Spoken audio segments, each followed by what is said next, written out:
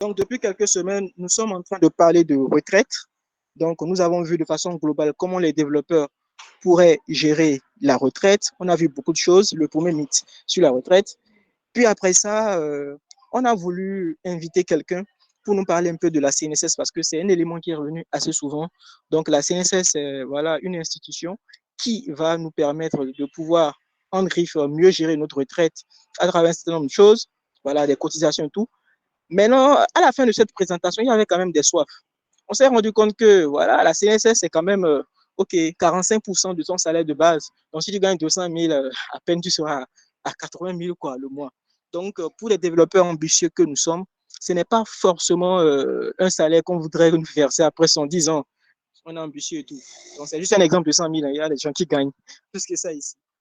Donc, du coup, on s'est dit, est-ce qu'il y a un autre moyen de pouvoir se faire assez d'argent pendant qu'on est jeune et pouvoir penser au futur. Donc, c'est pourquoi on a voulu penser à quelque chose qui est à la mode aujourd'hui, les investissements en ligne. Voilà, les investissements en ligne, c'est quoi la notion de part, c'est quoi, au fait, voilà, acheter une part, c'est quoi un portefeuille, etc. Donc, c'est pour ce genre de questions. Et pour cela, on a invité Investor. Voilà, je vais laisser lui-même se présenter. Avant qu'il se présente, je vais laisser Sosten se présenter parce que c'est notre invité spécial guest ce soir. Je vais laisser aussi juste Jules se présenter et voilà, avant de laisser la place à voilà, notre guest de ce soir de se présenter. Alors, Sosten, Jules, vous avez la parole. D'accord, merci beaucoup à vous, Monsieur Gojada. Moi, c'est Sosan Moussakou. Je suis développeur web et je suis avec vous ce soir pour cette émission un peu spéciale, surtout vu le sujet. Bon, je laisse la parole à Jules.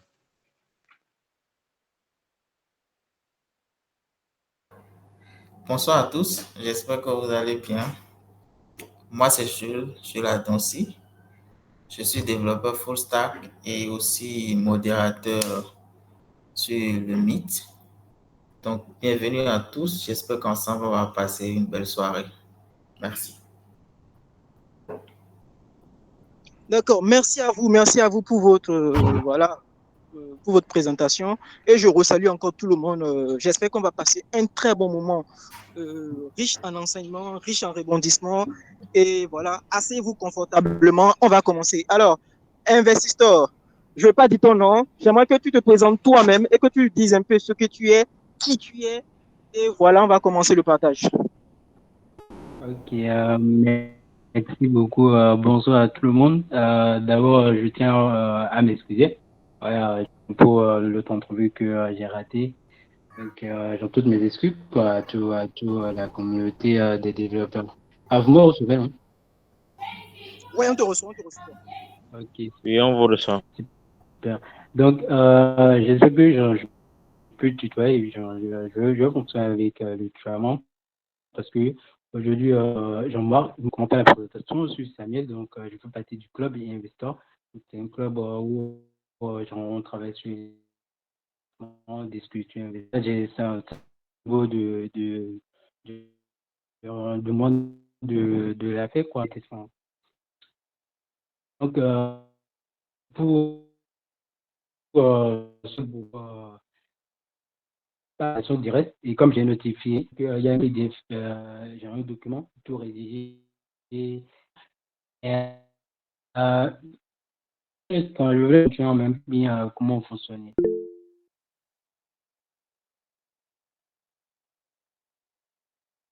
Allô?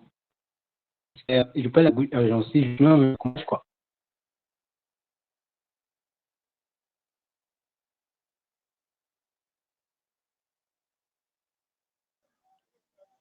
Allô? Allô? Oui, et Ok, maintenant, oui. ok, tu peux Je commencer demandais ce si que je... tu as. Ok, Donc, tu peux commencer ce que tu as prévu ce c'est bon. soir. On va te suivre. Et puis, s'il y a des questions, Donc, on va les poser.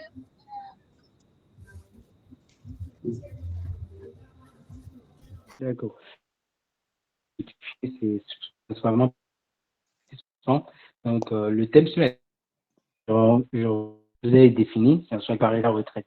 Donc, c'est ça, c'est un domaine très vaste quand on parle d'investissement et plutôt de la retraite, puisque c'est quand on termine de travailler, là, on n'a plus la possibilité de pouvoir fonctionner, soit de manière physique ou bien mentale, on est restreint jusqu'à un âge.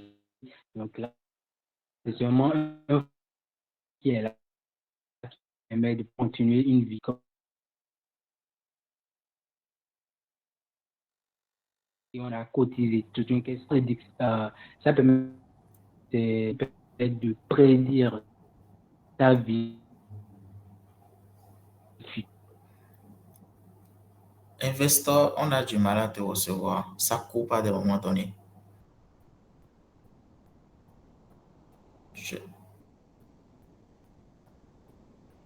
Investor, tu es là?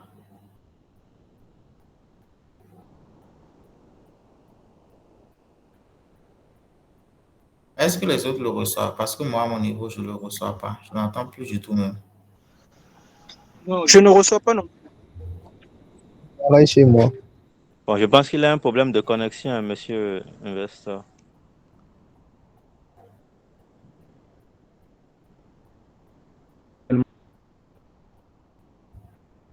Allô? Allô? Oui, là on te reçoit, mais un peu faiblement.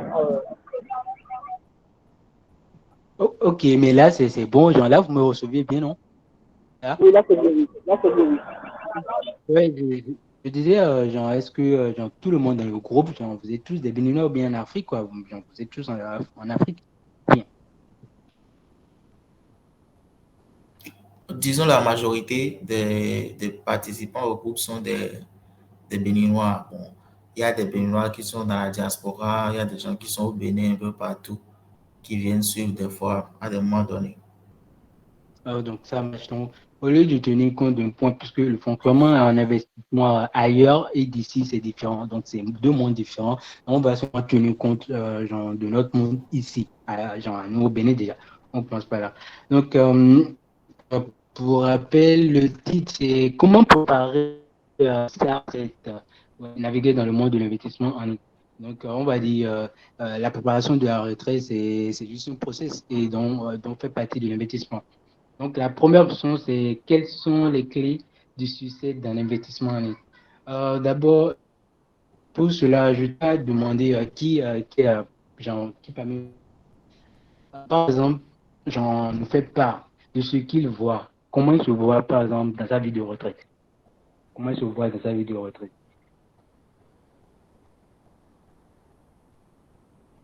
Ok, donc il y a une question. Si quelqu'un a envie de répondre, vous pouvez lever la main, on va vous donner la parole et vous allez répondre. Je rappelle que la question est de savoir comment est-ce que vous voyez quand vous serez à la retraite. C'est-à-dire comment vous voyez votre vie. Une fois que vous avez pris votre retraite, vous avez décidé d'arrêter d'être une personne active, peut-être à 60 ans ou bien à 40 ans, je ne sais pas. Je crois que ça, c'est personnel à chacun. Donc, est-ce qu'il y a des personnes qui sont intéressées à répondre? Personne, bon, pas, oui. Il y a quelqu'un? Non. Non, personne n'a Pas encore levé grave. la main. Ouais, bon, pas grave. C'est vrai que l'idéal ce serait puisque il y a pas mal de formations qui se situent dans l'étude d'investissement en ligne, mais l'idée de ce que quelqu'un puisse présenter comment lui-même se mire, surtout en tant que Béninois ici, ça va permettre de pouvoir mettre en accent, genre, donner une étape concrète de comment on peut rédiger toute une vie pour assurer sa retraite. Mais bon, on va faire de manière genre, synthétique. Donc, pour débuter, je pense le premier thème, c'est la clé du succès dans l'investissement en ligne. Donc, dans ça, on peut retenir qu'il y a beaucoup de choses. D'abord, si je vais prendre un exemple, je vais créer un exemple bon, en tant que développeur déjà, un développeur qui travaille quelque part, qui gagne, on va dire, 100 000 francs, et il est âgé de 20 ans. Disons que 100 000 francs par mois. Donc, et on suppose qu'il reste sur son poste jusqu'au moins jusqu'à 30 ans. 30 ans. Il aura pas resté à 100 000, il va quitter. Donc, il fait par exemple les épargnes, etc. Mais ce qu'il faut tenir compte, c'est pourquoi la perspective de savoir là où on va, puisque c'est de ça, vous avez, genre, le thème, ça parle du retraite, c'est une projection en futur. Donc, si on prend par exemple en futur, la personne pour prendre une retraite, au moins ça doit être dans les 60 ans. Genre, au Bénin, carrément, genre, à moins que la personne a beaucoup de cash, puisque c'est à 60 ans, il peut vraiment se permettre de partir en retard, bien 50 ans. Donc, si on quitte 50 ans, genre, la durée de ça peut aller jusqu'à 80, je ne sais pas, mais un peu plus. Mais bon, dans la marge actuelle, puisque c'est aussi dans les, à prendre en compte lorsqu'on investit, donc c'est que la marge de la population actuelle sur la planète Terre, c'est de 80, 90 maximum pour ceux qui vont pouvoir vite quitter sur la Terre. Donc, en prenant ces marges, ça veut dire que genre, on a un cursus très, très minime. Lui qui a travaillé depuis son jeune âge, ou bien on va dire 5 ans, et qui gagne 100 000 ou bien 200 000 au fur et à mesure que ça augmente. Mais bon, ça va prendre le temps.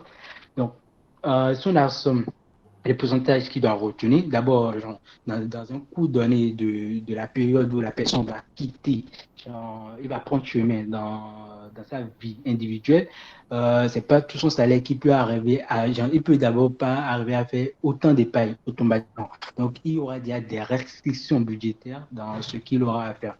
Donc, s'il prend 100 000, même déjà dans les 3 premiers mois, quand on peut se poser le maximum de mettre de côté en épargne, comme dans la CSC par exemple, ou bien genre, comme autre méthode, serait maximum, la façon dont on va vouloir genre, va se lancer dans la vie active, donc quitter le foyer et se lancer dans la vie individuelle. Donc, parce que là, je veux parler dans l'expression béninoise en Afrique plutôt, dans du style dans laquelle on vit actuellement, quoi.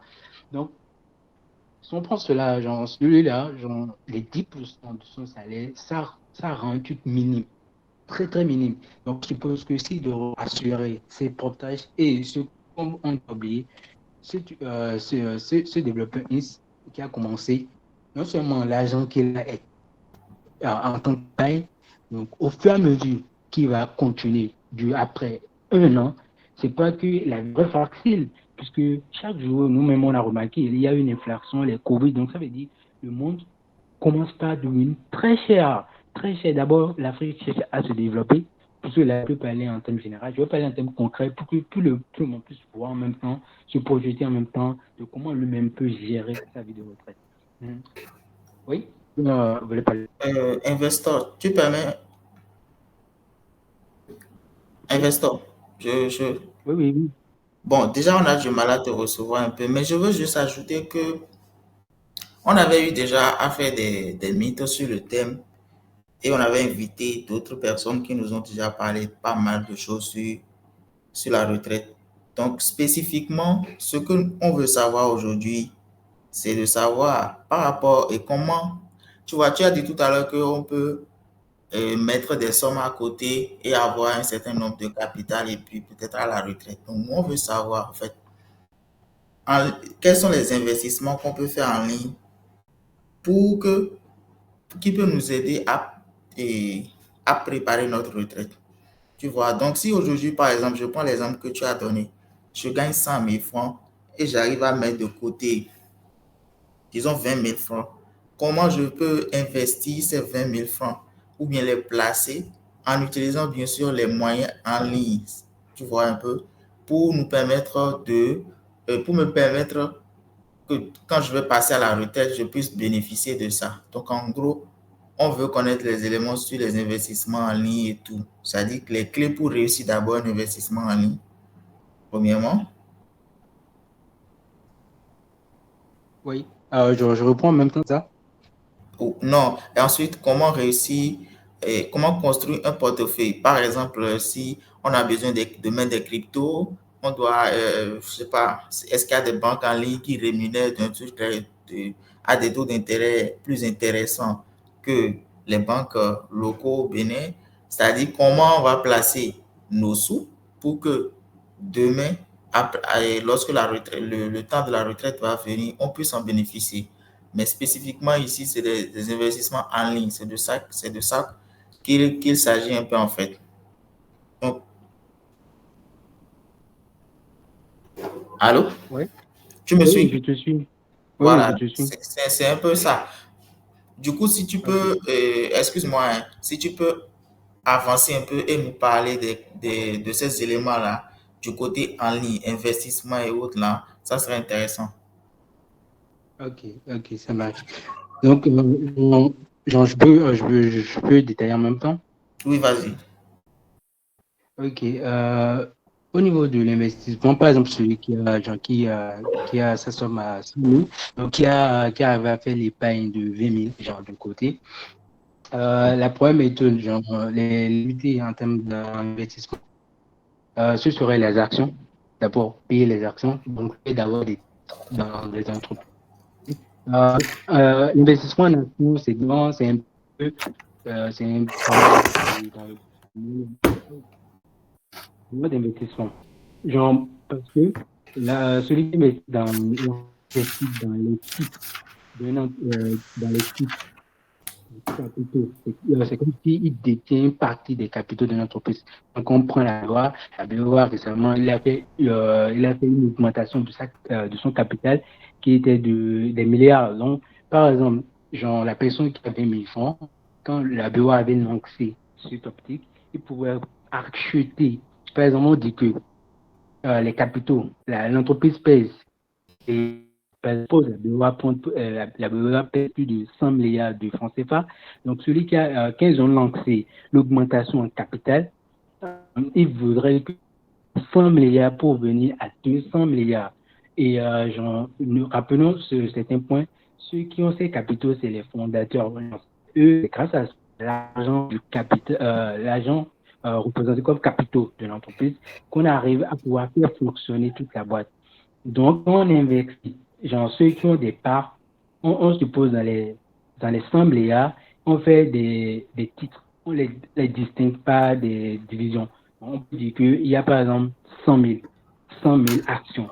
Donc, une action vaut par exemple, une action vaut par exemple 10 000 francs. C'est les 10 000 francs en actions qui se sont constituées en 100 000. En 100 000. Donc, ce développeur, par exemple, qui gagne 20 000, quand il a vendu cette nouvelle, lui, parce que là, je vais parler en termes de tout et en même temps d'investissement. Là, il prend ses 20 000, il peut acheter d'actions. Donc, comme ils ont dit, l'unité d'action de bois est à 20 000, il va prendre juste 40 000, par exemple, dans son épargne et racheter deux actions de la BOA devient actionnaire minoritaire, parce qu'il y a d'autres qui ont beaucoup.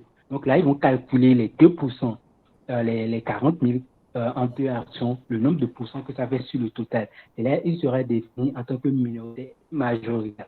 Donc là, c'est déjà une source d'investissement. Je parle non, son. Ok. Ou, oui, je veux Non, vas-y, détailler en vas-y, même temps sur les on actions. t'écoute. Ok, sur ces actions, il a pas à ces actions. Donc, on prend la bière. Tous les entreprises ont fait des réunions, des assemblées générales. Donc, il y a la possibilité d'aller là-bas et rencontrer genre, les actionnaires, tous les propos. Maintenant, ce sur quoi il va gagner, c'est sur les dividendes de, enfin, quand il a investi son argent, dans l'article comptable, on définit que, par exemple, 2% de 100 milliards genre de dollars. Et 100 milliards, je ne sais pas plutôt. Donc là, quand l'année va terminer, la BOA va terminer dans le cursus à payer l'année de travail, en fonction des bilans. Après le bilan, du bénéfice net l'entreprise. Par exemple, on peut dire la BOA fait comme bénéfice net dans cette année jusqu'à, on va dire, on va dire, donc là, il aura 2% de ces 50 millions. Donc, c'est ça, son titre d'investissement. Ça, c'est la première,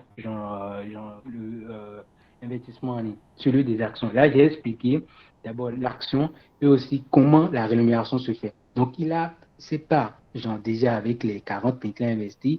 Donc, en fonction du bénéfice que la BOA va générer, par exemple, c'est là, lui va retirer, on va le remettre en fin d'année dans les dividendes. C'est ça qu'on appelle les dividendes. Les 2% d'actions qu'il a, ça va revenir aux 2% du bénéfice. C'est sur ça les actionnaires jouent de gain. Donc, pour cette personne, par exemple, dans sa première année, il ne commence pas à avoir déjà des taux, des taux d'intérêt en action à partir des dividendes. Maintenant, après les actions, on a les obligations.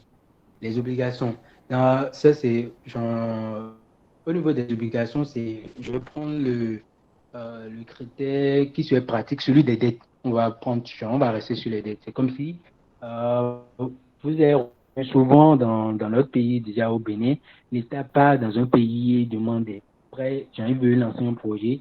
Il dit que voilà, le projet est promoteur. Le Bénin est actuellement très promoteur, comme il a fait en France, dans les autres pays. Et il demande aux investisseurs ou bien même à des organisations de lui faire des prêts, des gros prêts, qui va permettre de pouvoir lancer les projets Alphatage ou bien les autres qu'ils ont lancés, par exemple. Tout ça, c'est création. C'est comme si, quand vous voulez investir en ligne, c'est comme si vous prenez, par exemple, l'argent que vous avez, un peu de l'argent, vous investissez en dette, c'est comme si vous prêtez à gens qui veulent investir et lui va prendre ça et injecter dans son activité. Donc, c'est pourquoi, avec ceux qui marchent avec les personnes, c'est comme pour les dettes. Il y a un taux de rendement qui est renvoyé à la fin de la session. Donc, eux, ils prennent juste l'argent du projet et dans le contrat, il est dit que voilà, à telle période, il y aura tel nombre de bénéfices. Donc, souvent, des choses qui sont très bons en investissement à long terme parce que là, on ne prend pas l'argent. Je vais expliquer en même temps. Là, je ne vais pas lister, je vais détailler en même temps chaque chose. Donc, quand on prend les obligations, celui qui investit, l'investisseur, le développeur qui a actionné par exemple 100 000 francs et qui a eu accès au réseau, parce que ce n'est pas complètement public, il y a certains investissements qui ne sont pas complètement publics. Donc, elle a accès à cette nouvelle, il prend 700 000 francs qu'il les met comme obligation, comme un prêt à cet organisme qui veut réaliser, par exemple, une route donnée, ou bien ça peut être, je ne sais pas, je peux dire, par exemple, la construction d'un dispensaire ou bien un truc, pas une organisation. Donc, par exemple, quand ils font le prêt, dans le contrat, il serait dit que, voilà, avec ça, vous aurez un taux, par exemple, de 30% de plus-value. Maintenant, ça va se découler à partir de 10 ans. Vous aurez ça dans 10 ans. Donc, c'est comme un prêt à long terme. C'est les obligations. Mais les obligations rapportent beaucoup d'argent, surtout en gouvernement. Alors, celui qui investit, il sait que le projet dans lequel il investit, c'est promoteur. Donc, ce qu'il a juste à faire, lui, il aura juste, soit il peut rester à regarder, mais rien ne lui concerne là. Ce qui est sûr, à l'année, dit dans le contrat, il aura ses retours. Donc, c'est la deuxième option en termes d'investissement en ligne. Il y a premièrement l'action et aussi celui des obligations. Donc, les obligations, c'est principalement prêt au gouvernement d'entreprise. Ils sont des titres. C'est des titres de créance qui représentent un prêt que les investisseurs accordent à un gouvernement ou à une entreprise en échange d'un paiement d'intérêt régulier ou d'un remboursement du capital à l'échéance. C'est un peu ce que ça contient. Donc, pour pouvoir comprendre ça, c'est beaucoup de concepts qui regroupent les obligations, mais c'est déjà une opportunité. Maintenant, il y a aussi, en termes de développeurs, il y a aussi l'investissement dans les fonds communs de placement. Dans les fonds communs de placement, c'est des ETF. C'est des portefeuilles gérés professionnellement, offrant une diversification instantanée. Je m'explique. Donc, les fonds communs de placement et les ETF, qui sont des exchange trading funds, sont des véhicules d'investissement qui regroupent les fonds de nombreux investisseurs pour acheter un portefeuille d'investissement diversifié actif. Je vais expliquer sur cette partie, puisque c'est le point commun. Donc, les grandes entreprises d'investissement dans le monde entier, c'est ça la méthode dans laquelle les particuliers investissent. Donc, les particuliers, je pense aussi les développeurs. Donc, nous, les personnes lambda, tout le monde peut investir à des parts près, parce qu'il y a chaque catégorie de type d'investissement. Donc, dans ça, c'est vraiment dans les fonds communs de placement et les ETF. Donc, ce qu'ils disent par là, c'est que je pense pas que je vais expliquer tout le concept, comment il fonctionne, mais je vais expliquer comment investir simplement et ce dans quoi vous investissez. Les, les ETF dont on parle, c'est les devises, les devises, je sais pas, je pense que vous entendez parler des trading, le trading du forex, etc., de la monnaie, etc. C'est ce genre de qui concerne le ETF. Maintenant, ce qu'ils font, quand le développeur va remettre, il va investir son argent auprès de ces personnes, de ces entreprises qui gèrent le fonds. Eux, tu leur remets de l'argent, ils vont te dire combien peut te renvoyer chaque fin du mois. Si c'est 10%, si tu renvoies 5 de tu renvoyer 10% de cet argent. Moi, pour ça, c'est vrai que ça donne très bien. Ça dépend de chaque risque. Là, il y a des combien vous aurez à gagner en fonction. Comprends ce cas. L'investissement, il peut dire que je bloque mon argent de telle façon, ça va durer, à long prendre mes bénéfices. Au fur et à mesure que vous avancez, moi, tel pas, investir tel pas. Donc, c'est comme j'ai reçu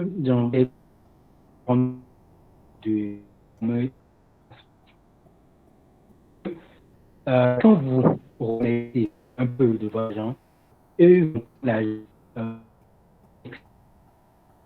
Allô, est-ce que tu n'as pas un souci de connexion? On a du mal à te recevoir en fait. À des moments donnés, ça marche normalement correctement et à des moments donnés, ça coupe. Tu as mis un écouteur. Oui, mais là, non, c'est le réseau, de mon côté. Le réseau, n'est pas bon dans la région où je suis actuellement. Okay. Mais je sais pas, est-ce que vous arrivez à me capter au moins? Là, c'est mieux. Oui, vas-y. Mais au moins, ok, d'accord. Donc, j'en suis le point, vous me suivez sur les détails, allez. Oui, tu étais sur les ETF, je crois. Ouais, les ETF, les ETF. Donc, ces fonds, ils permettent aux investisseurs, l'investisseur ici, voyez ça dans le cas concret du développeur, ces fonds permettent aux investisseurs de détenir une variété d'actifs, tels que les actions, des obligations ou d'autres instruments financiers. Et c'est les deux choses principales que j'ai déjà expliquées premièrement. Donc, ça permet de réduire le risque lié à la performance individuelle d'un actif. Parce que quand vous investissez dans un seul projet, dans un seul truc, quand ça crame, c'est que vous perdez tout. Mais eux savent comment prendre juste l'argent que vous avez injecté et ils vont répartir. Ils peuvent le répartir dans plusieurs choses. Les actions, comme j'ai dit, ils le répartir dans plusieurs entreprises. MTN, puisque MTN, quand c'est sorti, ça fait de baisse. Ils vont investir dans Cetis ou bien vont investir dans mon, j'en sais comme ça, ils vont répartir en fonction de l'opportunité. Et ils sont certains que vous aurez tel pourcentage. Ça, c'est le moyen le plus actif actuellement en termes d'investissement. Donc, pour ça, c'est ça, ils appellent les fonds d'investissement. Je pense que vous aurez entendu les BlackRock, les Vanguard. Il y en a aussi en Afrique, mais ils sont un peu restreints, des fonds qui managent de l'argent pour des investisseurs. Donc, il y a ces personnes qui arrivent à investir dans la bourse africaine qui est en Côte d'Ivoire, la BRVM. Donc, c'est par là ils vont investir dans plusieurs entreprises ou bien aussi investir dans les obligations. Mais il y a aussi d'autres qui permet de pouvoir gérer des investissements en crypto-monnaie, dans plusieurs monnaies, ils se disent comment gérer, faire des arbitrages pour pouvoir renvoyer de gains. Mais ce qu'il faut savoir au niveau des fonds communs de placement à ETF, c'est que quand vous remettez l'argent, eux savent comment gérer pour que ça puisse, que vous puissiez avoir un taux d'intérêt à chaque fois. Et ce qu'ils ont dit, s'ils disent par exemple c'est 10%, bien 20%, peu importe ce qui arrive, ils arrivent à pouvoir trouver ça. C'est comme ça que ces entreprises fonctionnent. C'est un très bon moyen en termes d'investissement. celui des ETF. Donc, c'est un peu ça, genre, au niveau des trois critères pratiques en investissement. Et la dernière, genre, en ligne qui est protégée, c'est celui des crypto-monnaies. Celui des crypto-monnaies. Donc, à propos de celui des crypto-monnaies, d'abord, je pense que bon, vous êtes des développeurs, donc vous comprenez déjà que c'est basé sur les blockchains, etc., la décentralisation, et c'est vraiment beaucoup bénéfique. C'est vrai que ça ne fait pas partie, mais comme j'en sais, au niveau des investissements, je tiens à m'accentuer un peu sur ce de la crypto-monnaie, que beaucoup font un peu, quelques erreurs, genre, que j'ai remarqué. C'est que la crypto-monnaie, c'est un bon secteur pour pouvoir se générer beaucoup de cash. J'ai déjà parlé des actions. Les actions, quand on investit, ça prend du temps. Parce qu'une entreprise ne réussit pas du jour au lendemain. Ça prend du temps pour que ce développeur qui a ces 100 000 puisse arriver à un taux de pourcentage. Ça va prendre quelques années, au moins 5 ans. C'est comme ça fonctionne. Les obligations, c'est la même chose. Les ETF, eux, sont minimes. Tu peux arriver à trouver beaucoup d'argent, même en une année déjà, si ça dépend du fonds. Maintenant, celui des crypto-monnaies, ça, c'est en train, puisque ça marche beaucoup. Mais ce que beaucoup j'en ont pas compris avec les crypto-monnaies, c'est comme si on amenait juste les monnaies traditionnelles en numérique. On crée juste un autre système de transactions financières. Donc ça, c'est pourquoi je disais que je vais un peu expliquer quelques détails. C'est que, par exemple, celui qui investit, l'investisseur, le développeur qui a 100 000 francs sur lui actuellement, qui va investir 100 000 francs, d'abord, c'est déjà trop. Directement, on peut dire, il peut commencer déjà avec 50 000. Donc, en investissant 50 000 dans une crypto-monnaie, cette crypto-monnaie, les crypto-monnaies, il y a plusieurs, il y a deux façons de pouvoir gagner sur eux. La première façon, c'est que quand tu achètes la monnaie, par exemple, je vais prendre le Bitcoin. Le Bitcoin, tu l'achètes quand il était, ceux qui l'avaient acheté quand le Bitcoin était à 19, 19 000 dollars l'année passée, c'est que vers la fin de 2023, eux ils auront beaucoup de coûts parce qu'il a quitté 19 000 dollars pour venir avec 4 000 dollars. Donc, ça veut dire que c'est une grande hausse qu'il a fait.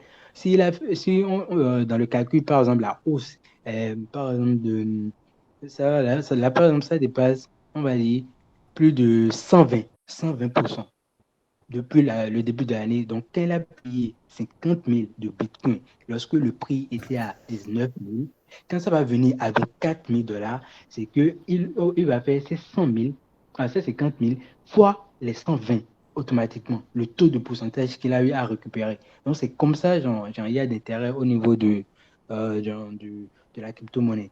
Et ça, c'est principalement au niveau de l'investissement standard. Maintenant, il y a ceux qui font aussi les risques que vous avez remarqué sur les Binance, c'est que quand tu payes à 50 000, tu peux arriver à augmenter les frais. Mais là, c'est principalement réservé à un truc de professionnel, purement professionnel, puisque ça peut cramer rapidement. Mais la forme standard, c'est que, par exemple, ceux qui croient dans un projet, dans une crypto-monnaie qui est sortie, ils achètent ça quand c'est bas. Et quand ça va aller en haut automatiquement, quand ils entendent que la monnaie est en haut, ils vendent automatiquement et ça fait le hausse automatiquement. Et ça fait un gros bénéfice. Là, c'est un gros moyen d'investissement qui est en actualité. Ça, c'est beaucoup en actualité actuellement. Beaucoup payent des crypto-monnaies et sont devenus millionnaires du jour au lendemain. Mais le point sur lequel, là, j'ai expliqué un peu le domaine. Bon, les détails, je pense que vous êtes déjà dedans, parce que c'est beaucoup dans le numérique. Ça concerne les blockchains, etc., la façon dont c'est sécurisé, etc. Donc, ce qu'il y a à comprendre sur ça, sur la crypto-monnaie, l'erreur qu'il ne faut pas faire, c'est que une monnaie, comprend même le franc CFA, une monnaie n'est pas standard. Une monnaie, n'arrive pas à s'élever de manière brusque. Il doit suivre une chronologie du système financier. Par exemple, avant que la monnaie puisse prendre une hausse, il faudrait qu'il y ait déjà des transactions. Il faudrait qu'il soit adossé. J'espère que vous allez comprendre un peu quelques thèmes techniques que je vais utiliser. Je pense que c'est avec ça que je pourrais mieux vous expliquer. Mais quand on prend une monnaie, il est toujours adossé à un truc donné. Donc, un exemple simple pour que vous puissiez mieux comprendre. Puisque la crypto-monnaie, c'est un domaine très à fort potentiel et c'est un gros atout dans l'investissement en ligne. C'est un très gros atout. Mais il faut juste bien comprendre pour savoir comment discerner les investissements. Donc, avec 50 000 francs, par exemple, on peut payer une crypto-monnaie. Si on veut payer, par exemple, les crypto-monnaies comme du Bitcoin, genre, non, le Bitcoin, c'est un peu réservé. Je vais prendre un exemple un peu simple. Je pense que vous avez déjà entendu Ethereum, celui qui suit le Bitcoin. Donc, on prend par exemple, la personne va payer 50 000 de jetons d'Ethereum. Donc, il est confiant, il va d'abord lire le projet qui est derrière. C'est ce qu'ils appellent le white paper. Donc, ça veut dire c'est tout le process. Quelle est la vision de cette monnaie? Quelle est la vision qui est basée sur cette monnaie? Donc, il faut bien étudier genre, ces concepts d'abord avant d'investir d'abord son argent dans les crypto-monnaies. C'est vrai que ça rapporte, mais c'est quand on fait le bon choix. Donc, par exemple, celui qui prend les 50 000 de jetons d'Ethereum, il est rassuré du potentiel, puisque quand on prend Ethereum, par exemple, je vais juste détailler un peu comment le système fonctionne, c'est que c'est un réseau de blockchain sur laquelle d'autres personnes qui viennent dans la cryptosphère peuvent développer leur blockchain et développer leurs produits. Donc, ils ont créé pas mal de choses.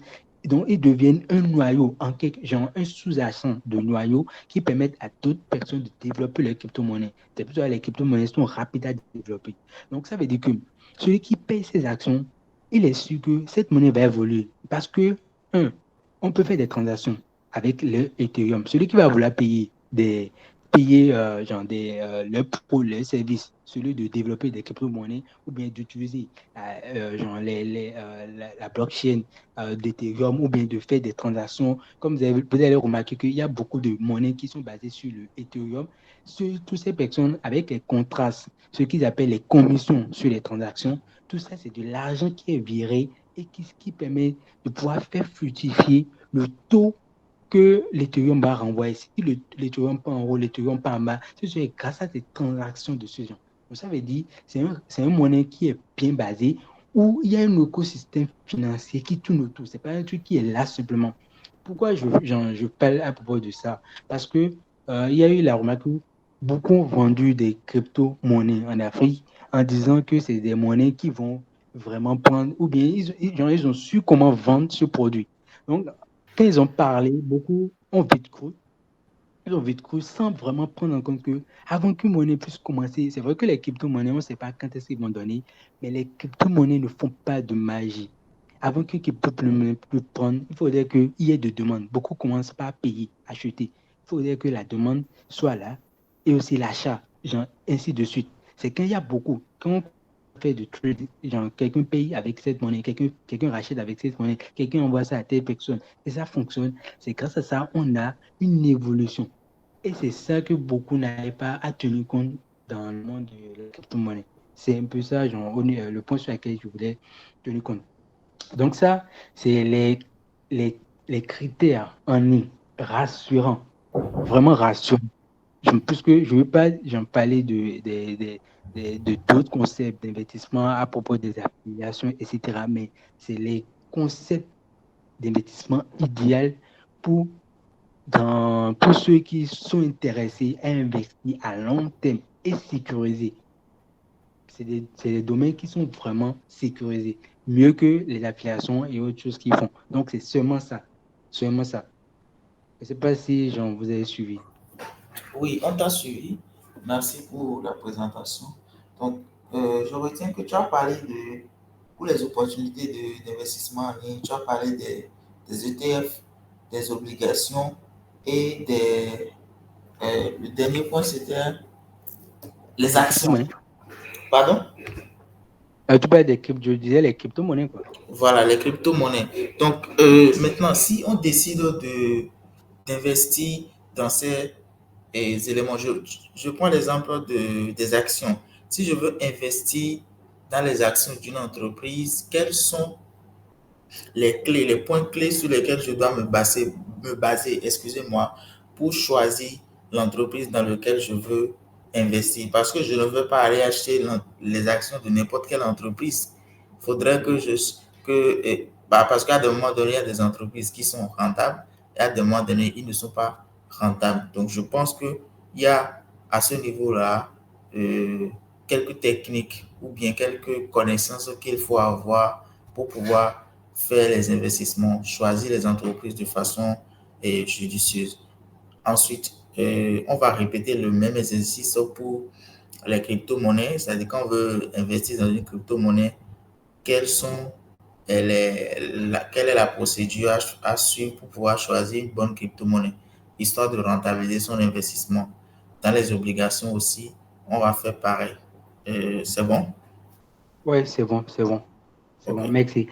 Donc, je vais commencer par les actions. Donc, quand on prend les actions, comme j'ai dit, c'est à propos des capitaux. C'est l'argent qui permet de fonctionner. C'est dans ça, genre, c'est l'argent qui fait rouler l'entreprise. Si les capitaux disparaissent, l'entreprise disparaît net directement. Donc, ça veut dire, on prend l'entreprise, non seulement il y a plusieurs facteurs qui vont intervenir dans cela, au niveau de la compétence, les RH qui vont intervenir, la ressource humaine, quoi. Donc, les chiffres d'affaires, etc. Il y a plusieurs facteurs qui vont interférer dans la productivité. Et c'est ça qui vont maintenant découler en termes de chiffre d'affaires. Maintenant, quand on dit, genre, pour l'entreprise, en fonction du chiffre d'affaires qu'il arrive à renvoyer, on va maintenant lever les dettes, genre les dettes qu'ils ont, puisque les entreprises aussi font des prêts, les dettes. Après les dettes, il y a celui d'enlever, comment on appelle, les paiements de tous les salariés et aussi tous les équipements et les projections. Maintenant, c'est dans les bénéfices bruts, les bénéfices nets plutôt, il y aura des dividendes. Maintenant, il y a des entreprises par exemple, ce qui est arrivé avec Amazon, il y a des entreprises, par exemple, ils ne donnent pas les dividendes en même temps aux actionnaires directement, non. Puisqu'il y a des entreprises qui se disent, des startups, ils se disent, par exemple, ils veulent évoluer à long terme, ils sont sûrs que ça va donner. Donc, au lieu de donner en même temps les dividendes, par exemple, ils ont gagné comme bénéfice net à la fin des comptes pour remettre dans le bilan, on va dire 10 millions de francs CFA, on va dire c'est une petite entreprise. Donc, cette entreprise, par exemple, aura à remettre les dividendes à tous ces actionnaires. Mais au lieu de remettre, il peut dire que, ah non, ils ont un bon projet, genre, le projet va donner, au lieu de tout leur remettre en même temps, il faudrait mieux réinvestir. Donc, il y a déjà 7 premiers facteurs. Le premier facteur que je vais souligner, c'est ce que il faut voir le potentiel que l'entreprise a. Premièrement, il faut avoir quelques compréhensions de marché financier. Analyse fondamentale. L'analyse fondamentale, je pense que c'est un truc pratique. Ouais, je sais pas. Quelqu'un parlait? Non, non, non, désolé. Vas-y. Ok. Ok. Donc, le premier facteur à prendre en compte en investissement général, puisque c'est un point qu'on va tenir compte sur tous les systèmes d'investissement, c'est l'analyse fondamentale. Ça, c'est pas un truc qui est technique, c'est un truc qui est très pratique. C'est juste une méthode d'évaluation des actifs financiers en se concentrant sur les facteurs économiques et financiers sous-jacents qui peuvent influencer leur valeur. Donc, on peut prendre les valeurs économiques. Il y a la santé globale de l'économie de l'entreprise, par exemple, cela peut inclure les indicateurs tels que le PIB, le taux de chômage, l'inflation et d'autres variables macroéconomiques. Santé de l'entreprise. Il y a l'état financier de l'entreprise tel que le bilan, son compte de résultats et son état des flux de trésorerie. Cela permet d'évaluer la solidité financière, la rentabilité et la stabilité de l'entreprise. Après, il y a le contexte industriel, les tendances et les conditions du secteur dans lequel l'entreprise opère. Les facteurs tels que la concurrence, la régulation et les innovations technologiques. Donc, pour l'analyse fondamentale, pour que vous puissiez mieux comprendre, je vais prendre un exemple pratique. Ok, je vais prendre un exemple simple, c'est bon. Vous tous vous connaissez déjà Cetis qui est sorti genre récemment. C'est que à façon, Cetis, on peut dire que vous avez il y a eu vent de l'entreprise et il a dit qu'il veut faire aussi un entreprise gestionnaire genre de réseau. Donc, quand il veut se lancer, dans son wallpaper, il dit que ça appartient par exemple au gouvernement. Et c'est, bon, on ne va pas dire ça appartient au gouvernement, mais c'est un truc purement national, mais qui a des critères qu'ils ont mis dans leur concept, des améliorations. Ils ont dit, oui, allô, je coupe. Non, rien, Oui. vas-y. Donc, ils ont dit qu'ils ont le scale-up, puisque ça, c'est une grande entreprise qui veut sortir. Il veut sortir, mais beaucoup de cash et il veut améliorer le système de réseau du Bénin en termes du GSM, diminuer les coûts. Et il a, par exemple, le Lesbin qui est venu, Lesbin qui permet d'obtenir de la fibre optique, donc ça veut dire l'Internet est très rapide. Donc, on est sûr, on commence par avoir une idée de ce que cet esprit produit, un produit de bonne qualité qui peut concurrencer très vite l'entreprise qui était déjà là. Donc, ça, c'est-à-dire un gros point qu'un investissement regarde, il voit que oui, c'est promoteur. Par exemple, donc, il est sûr que quand Ceti va ressortir, Ceti, il pourra arriver à battre la concurrence parce que, sa connaissance est rapide, puisqu'il est rattaché. Il peut produire, renvoyer de la connexion avec le SBIN qui est déjà là, et aussi renvoyer des coûts forfaitaires. Et il y a aussi un facteur clé, le facteur du RH, celui des ressources humaines, c'est que ça entrait à la population béninoise, par exemple. C'est que c'est une entreprise qui est développée par les Béninois et c'est pour les Béninois. Donc, beaucoup de personnes qui sont attachées à leur pays vont se dire, oui, pourquoi ne pas prendre? Ça veut dire, il y a déjà 3 qui montrent un favori à cette entreprise. Donc, celui qui investit son argent dans cette par exemple, il est sûr de ce potentiel grâce à ces informations automatiquement.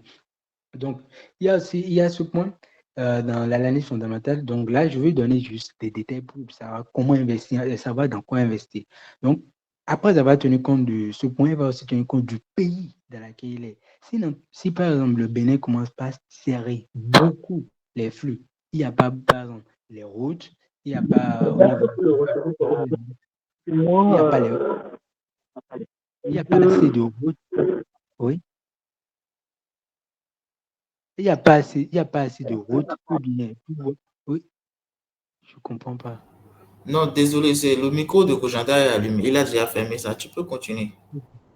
Donc, par exemple, pour le CETIS, par exemple, c'était que l'État avait mis une limite pour dire que il y aura des restrictions pour que, par exemple, des entreprises qui vont interagir, comme j'ai pris SB, l'esprit, c'est une entreprise à part entière qui ne fait pas partie du CETIS, mais il travaille en collaboration. Imaginons qu'il y avait une loi qui va empêcher, ou bien il y a des critères dans le développement des entreprises qui va empêcher, par exemple, de déployer massivement ces fibres optiques. Ça veut dire qu'il y aura déjà des refrains, des risques qui vont jouer. Vous devez tenir compte. Quand est-ce que ça peut produire? Être vraiment à l'affût de l'information. Vraiment être à l'affût de l'information. Puisque quand ils vont sortir cette information, vous serez sûr que les utilisations qui sont déjà avec ces types seront susceptibles de vite se retirer. Et là, votre coût d'action que vous avez payé serait en moins. Maintenant, ça, c'est les quelques facteurs fondamentaux qu'il faut à tenir compte. Mais il y a aussi celui où il faut savoir quand est-ce que vous devez entrer pour payer les actions. Là, actuellement, on peut payer les actions directes avec les entreprises en bourse, mais il y a aussi le fait de payer les entreprises qui sont en bas, qui ne sont pas encore cotées en bourse. Donc, c'est un domaine un peu compliqué pour pouvoir accéder. Mais je parle là seulement d'une entreprise qu'on peut facilement accéder, ceux qui sont en bourse. Donc, il y a ces critères qu'il faut tenir compte. Et aussi, une entreprise qui ne fait pas un bon bilan, qui n'est pas transparent dans sa façon de fonctionner, même s'il est promoteur, l'investisseur doit vite se retenir. Peu importe, il doit vite se retenir puisqu'il ne serait pas sûr que le PDG va le renvoyer vraiment un bon ascenseur, ceux qui ne sont pas transparents. Celui de savoir, est-ce que dans l'entreprise dans laquelle vous voulez investir, toutes les personnes qui sont là sont vraiment genre, ils recrutent en fonction des capacités ou bien en fonction de seulement je le connais ou bien telle chose, mais ils recrutent en fonction de celui-ci est capable de faire vraiment le boulot. Est-ce que le PDG là, il sait vraiment ce qu'il gère? Est-ce qu'il comprend? Est-ce qu'il a les bonnes compétences? C'est pas des informations que vous aurez en même temps, mais vous devez faire au moins les quelques recherches, parce que c'est un investissement à long terme, vous le faire. Donc, pour une entreprise, comprendre un peu comment, genre, quel est le système. Et je pense que toute entreprise a la possibilité, quand ils veulent que, genre, on puisse augmenter le capitaux. Par exemple, l'entreprise qui est venue, comment on appelle, Icebotech, celui qui est dans l'ordinateur, par exemple, il avait levé des capitaux et il demandait des investisseurs. Donc, par exemple, cette entreprise, on est susceptible qu'en Afrique, il n'y a pas encore d'entreprise qui est dans la production d'ordinateurs. Il est le seul. Et il est c'est un nouveau clé. Par exemple, je prends un développeur simple qui ne voit pas, il va se dire, oui, ça c'est promoteur, il n'y a aucune personne qui propose ça. Et Paul n'est pas ici. C'est lui seul qui est seulement genre, en Afrique et qui est en train de mettre en place une usine, genre une entreprise qui est spécialisée dans le développement des ordinateurs, ce qui est indispensable. Ça veut dire, juste à une période donnée, il ne faut pas faire un investissement pour dire que c'est à vie, non. Par exemple, il faut limiter que c'est dans 10 ans maximum, puisque l'évolution technologique évolue. Les ordinateurs vont commencer aussi par diminuer. Il y aura des hologrammes, etc. Vous devez tenir compte de beaucoup de détails. On prend par exemple ce gars. L'Afrique est en développement. L'Afrique va durer un peu 10 ans avant qu'on puisse dire qu'il y aura les trucs qui se passaient en Europe, en Amérique, vont venir ici avec les avancées technologiques très, très avancées. Donc, durant ces 10 ans, vous vous projetez d'investir. Azotech, il propose genre, un ordinateur. Voilà comment il gère. C'est un gars qui est passionné et qui a la culture. Vous regardez le potentiel de sa communication. Comment il parle. Vous devez tenir compte de ces détails. Maintenant, c'est genre dans leur papier, quand il veut faire d'augmentation, il met en place un fichier qui va détailler le bilan. Combien de chiffres d'affaires ils ont pu faire. Vous devez tenir compte, qu'ils ont créé, est-ce qu'ils comment ils ont pu tenir compte, genre ils ont pu tenir le chiffre d'affaires, à quel titre ça s'est augmenté. On peut supposer qu'il a fait jusqu'à 50 millions de francs CFA en une seule année. Dans la première année où il est sorti. C'est déjà un bon début. Mais ce n'est pas un point qu'il faut tenir compte. Puisque, quand on dit une entreprise qui veut vraiment se mettre à long terme, c'est vrai qu'il y a des fois, tu sais, un produit, ça prend en même temps. Mais il faut tenir compte du point où ça peut marcher. Mais ça ne fait pas dire qu'il faut tenir compte de ça comme un critère. Parce qu'une entreprise qui peut sortir et qui peut ne pas avoir un gros chiffre d'affaires directement peut évoluer progressivement. Au lieu de faire, par exemple, 50 millions, il fait 10 millions et l'année prochaine, il va faire 20 millions, 30 millions. Et c'est un beau jour. C'est comme si, c'est dans notre entreprise-là, c'est que les coupes sont bien alignés. 10 millions, 20 millions. Il faut savoir qu'il a su maintenir sa production de chiffre d'affaires. Il arrive à contrôler ses clients, à contrôler comment il trouve des clients. Ses clients sont réguliers. Ça, c'est une entreprise qu'on appelle promoteur. Ils arrivent à comprendre très bien leur coût. Je ne dis pas de tenir compte forcément de ça, mais c'est un critère à ne pas négliger. Ces entreprises, c'est à un bon moment quand ils ont beaucoup de clients qui sont réguliers. Par exemple, quelqu'un passe chez eux pour payer de bouche à oreille. Bouche à oreille, ça commence par augmenter. Soyez sûr qu'un beau jour, il aura une clientèle hausse en même temps. Donc, vous devez tenir compte de ces critères dans le fichier qui vont vous remettre le bilan de l'entreprise, la comptabilité. Maintenant, comment ils gèrent leur budget en termes d'équipement? Est-ce qu'ils mettent beaucoup d'argent au niveau des salariés ou bien des personnes prennent beaucoup d'argent juste comme ça et où il n'y a pas beaucoup de détails? L'organisation de tous ces points pour pouvoir assurer que l'investissement que vous avez fait en action est vraiment productif. Ça, on va dire, c'est avec tous ces critères, vous ferez déjà un bon pas dans l'analyse fondamentale pour apprendre en main un investissement. C'est un critère qu'on applique dans tous les domaines. Donc, si là, je n'ai pas d'action, je vais parler aussi, si c'est dans un cas de crypto-monnaie aussi, c'est la même chose qu'on doit mettre en évidence. Une crypto-monnaie qui a bien évolué, qui est allé très haut, il ne faut pas s'attendre qu'après une période qu'il est resté inactif, il va revenir en même temps. Là, j'ai quitté les actions. Là, je suis venu dans les crypto-monnaies. L'analyse fondamentale, puisque c'est le même crédit, c'est les deux systèmes qui sont établis avant un investissement. Il faut faire l'analyse fondamentale sur l'élément actif et l'analyse technique. Donc là, je suis seulement sur l'analyse fondamentale. Donc, en crypto-monnaie, il faut tenir compte, comme on l'a dit, du facteur économique. Si je vais prendre des exemples concrets, je pense qu'avec des exemples concrets, ça va mieux aider tout le monde à comprendre réellement de quoi il s'agit. Les exemples concrets, c'est mieux que de faire pas du genre de la rédaction. Donc, au niveau des facteurs, par exemple, pouvoir investir dans une crypto-monnaie, je ne sais pas si vous connaissez, mais il y a une monnaie qu'on appelle la Solana. C'est une monnaie basée, c'est une crypto-monnaie qui permet de pouvoir développer genre, beaucoup de choses dans la blockchain. Il y a tellement de réseaux qui découlent, qui développent le projet à partir de lui, comme même les Enomers, ils s'associent et récemment ils ont développé aussi un smartphone pour pouvoir développer le truc. Donc, quel est le point que, par exemple, le développeur qui a son argent, il doit prendre en compte pour investir dans Solana? D'abord, il doit aller lire le white paper. Quelle est la vision de cette monnaie? Qu'est-ce qu'ils ont en tête? Qu'est-ce qu'ils veulent faire? Et aussi, même si j'en investisseur n'a pas besoin de comprendre tout le domaine, mais il doit comprendre un peu le basique de la blockchain. Maintenant, s'il comprend un peu le basique de la blockchain, qu'est-ce qu'il peut interagir? La monnaie, monnaie, la crypto-monnaie, actuellement, c'est une monnaie qui est promoteur. Là, je vais me mettre juste à la place de l'investisseur. Actuellement, il y a beaucoup de choses qui se passent dans le monde. Beaucoup de personnes cherchent à vite avancer. Non seulement les entreprises, des jeunes qui cherchent à évoluer avec les innovations. Donc, ils ont besoin de la monnaie, ils ont besoin de l'argent. Donc, ce qui se fait, il y a une entreprise, par exemple, lui dit que lui, il crée une crypto-monnaie qui va permettre à ce que plusieurs personnes d'acheter, d'acheter la monnaie pour pouvoir permettre à plusieurs entreprises dans le monde entier ou bien dans un pays spécifique à obtenir une source de capitaux pour pouvoir développer leur business. Et c'est ça qui s'est passé sur Binance. Binance avait fait ça.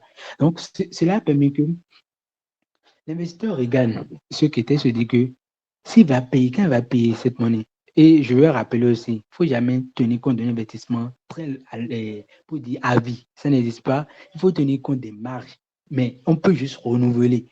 Mais il ne faut pas tenir compte d'un investissement avec une technique et concis. Non, ça ne marche pas comme ça. On tient compte par exemple de cette monnaie, on dit que actuellement, par exemple, un investisseur peut payer le Bitcoin. Pourquoi il peut payer le Bitcoin? Parce que je ne dis pas ça, genre, l'expression que je veux utiliser maintenant, ce n'est pas un contexte de conseil financier. Là, je suis en train de détailler. Il ne faut pas tenir compte de ça pour dire qu'il faut investir dans le Bitcoin. Donc, comprends par exemple le Bitcoin actuellement, l'investisseur dit actuellement, il y a tellement de tensions en Ukraine. Hein? Le Bitcoin, c'est une grosse ressource, c'est le noyau des crypto-monnaies. En investissant dans ça, c'est beaucoup les grandes institutions qui arrivent à faire des transactions. Donc, il y a beaucoup de flux d'argent qui passe de gauche à droite. Et il est soutenu par beaucoup d'entreprises. Il y a beaucoup d'entreprises qui commencent par le prendre. Salvador. Donc, je suppose par exemple, genre, un investisseur, je pense que c'était en novembre. En novembre, il a vu que, non, on va prendre septembre, c'est mi-septembre 2023. L'investisseur a vu que là, actuellement, le Bitcoin est encore en chute et il y a beaucoup de placements qui commencent à faire. Il y a, par exemple, une entreprise financière qui a un fonds d'investissement qui aussi dit, qui déclare. C'est ça qui est important. C'est pour ça que j'ai parlé des informations. L'investisseur a entendu que l'entreprise là veut soutenir, que c'est une grande entreprise, il veut soutenir la monnaie, la crypto-monnaie là, le Bitcoin. Lui-même, il veut aussi commencer par prendre. Donc, ce que vous devez savoir, c'est que quand dans les médias, quand on entend une information comme ça joue sur la communauté. Beaucoup vont se dire, si eux veulent prendre ça, c'est que c'est un monnaie promoteur. Et automatiquement, beaucoup vont se mettre à acheter. Ça, c'est un point stratégique et c'est à base des informations, c'est le basique. Quand ils vont entendre, par exemple, quand Elon Musk dit que il soutient Dogecoin, il soutient la crypto Dogecoin, automatiquement, la monnaie allait en haut. Automatiquement, quand il a fait juste le tweet, bon, la monnaie allait en haut. Automatiquement, ça n'a même pas duré, c'est venu en haut. Pourquoi? Parce que quand beaucoup ont entendu, ils ont dit que Elon Musk, c'est une grande puissance. Lui, il veut payer cette crypto, ça, c'est une monnaie qui va prendre la hausse. Donc, cet investisseur, comme il est déjà là, quand il a entendu ça automatiquement, il paye sa monnaie, soit sur une plateforme comme les Binance, etc. Et il le prend. Par exemple, le prix est à bas, est à $1 par exemple. Bon, c'est vrai que c'est pas allé à $1, mais il le prend à $1. Mais quand lui a dit ça, après que l'investisseur a été rapide, a payé ça à $1, beaucoup vont venir sur le marché. Plus de millions de personnes vont payer. Ils ne vont pas payer des $1000, ils vont payer de gros budgets. Ce qui va permettre à ce que cette monnaie puisse aller rapidement en haut. Genre, ça va fructifier. Donc, dans sa coupe, on peut dire qu'il va quitter $1 et faire un marge de 50% directement, puisque beaucoup ont payé. Donc, en quelques minutes, pouf, genre, la personne a déjà gagné genre, le 50% de l'argent qu'elle avait, par exemple, de 50 000. C'est comme ça marche genre, dans la crypto-monnaie. Beaucoup, les actifs, c'est comme ça marche. Et ça, c'est le réforme le plus standard. Donc, ça, par exemple, après avoir entendu, il lui récupère ses fonds, il stocke ou bien il réinvestit ailleurs, ou bien il va commencer par diversifier. Donc, ça, c'est celui d'investir en fonction des informations et en fonction des critères vraiment bien précis. Ça, c'est qu'il faut être vraiment précis, vraiment à l'affût de l'actualité. Il faut savoir que quand on entend une nouvelle sur n'importe quelle monnaie, ça affecte forcément la monnaie. C'est comme ça les cryptos marchent. Les nouvelles sont indispensables. Et c'est ça qui est l'investissement, comment on appelle, l'analyse fondamentale. Ça, c'est de ce côté. Après, il y a aussi celui du contexte industriel, les tendances. Par exemple, si une monnaie existe dans le métaverse, il ne faut pas seulement se précipiter. Qui est derrière cette entreprise? Il faut toujours vous tenir compte. Qui sont les entreprises qui sont derrière? Si c'est une entreprise comme Meta ou bien Mark Zuckerberg, ces personnes qui sont derrière, là, vous serez rassuré déjà que eux, cette monnaie, est-ce que si c'est basé sur le métaverse, vous savez que le métaverse, c'est le futur par exemple, ça veut dire cette monnaie, c'est basé sur le métaverse et c'est celui du produit d'une grosse boîte comme Facebook, c'est que ça va prendre. Donc ça veut dire c'est une entreprise qu'on peut vraiment prendre en tant qu'actif. Maintenant, quand est-ce qu'il faut les prendre? Il faut voir, il faut tenir compte de quelles sont les actualités qui sont en train de lui passer sur le dos. Quelles sont les lois ou bien quelles sont les condamnations qu'il a actuellement. Donc, en écoutant ces trucs, vous saurez si vous payez automatiquement, si vous ne faites pas attention, c'est là, ils vont sortir une loi et là, ça va faire une baisse en même temps de son actif. Et vous pouvez perdre beaucoup d'argent s'il ne revient pas très vite, si son action ne revient pas très vite. Donc, c'est un gros point à prendre en compte. Ça, c'est dans l'analyse fondamentale. Écoutez à chaque chose, chaque détail, qu'est-ce qui se passe. Même dans l'entreprise, ces informations ne sont pas cachées. Genre, tant que vous devez investir, vous pouvez trouver ces informations très libres. Toutes les entreprises cotées, ils le font. Même au Bénin, en Afrique, c'est pareil. Beaucoup d'entreprises qui sont sur BRVM, même la MTN, etc., pour pouvoir avoir accès à toutes ces informations, c'est comme ça marche. Donc, c'est ces critères que vous devez tenir compte avant déjà d'investir dans la crypto-monnaie. Maintenant, cette crypto-monnaie, qui sont ses partenaires? Genre, je ne fais pas de ceux qui sont derrière. Maintenant, qui sont ses partenaires? Est-ce que c'est les gros poids qui le soutiennent? Par exemple, si vous prenez la Leaf Sterling, c'est une crypto-monnaie, ils ont créé aussi une crypto-monnaie, c'est que c'est une crypto-monnaie qu'on peut dire que c'est stable. Ce n'est pas une crypto-monnaie qui est volatile. Non, c'est des stablecoins. C'est des monnaies fiduciaires adossées directement aux monnaies traditionnelles, comme les dollars, les euros, etc. Donc, pourquoi je parle de cela? C'est en termes de partenariat. L'entreprise qui a développé ça, il s'est allié avec le gouvernement du Royaume-Uni.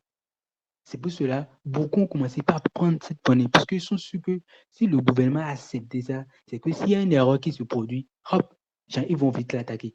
Et c'est pas sûr que ça arrive parce que les grosses boîtes ne se permettent pas de nuire à leur réputation. C'est un gros facteur qu'il faut tenir compte dans la crypto-monnaie. Et l'autre facteur, c'est quand vous payez la monnaie, qui sont ceux qui vont utiliser?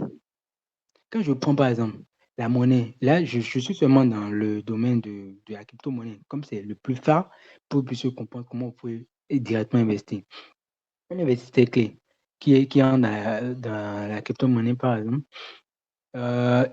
non, je ne vais pas prendre spécialiste, je vais prendre par exemple celui comment on va dire, ok, les NFT. Non, est-ce que les NFT, beaucoup d'entre vous, vous connaissez beaucoup les NFT? Je ne suis pas sûr, mais quelle monnaie je vais prendre? Ouais, je vais prendre le Monero. Je vais prendre là, c'est une monnaie qui est basée dans le monde informatique. Donc, ces personnes qui ont développé cette monnaie, c'est bien crypté. C'est une monnaie qui permet de faire des transactions complètement anonymes. quand la personne fait des transactions, c'est complètement anonyme. Donc, cet investisseur, quand il entend cette monnaie euro, par exemple, il va aller le white paper. Maintenant, ils ont des dans le white paper, par exemple, eux veulent rendre vraiment décentralisé, qu'aucun gouvernement, n'importe qui peut savoir combien d'argent tu envoies chaque jour.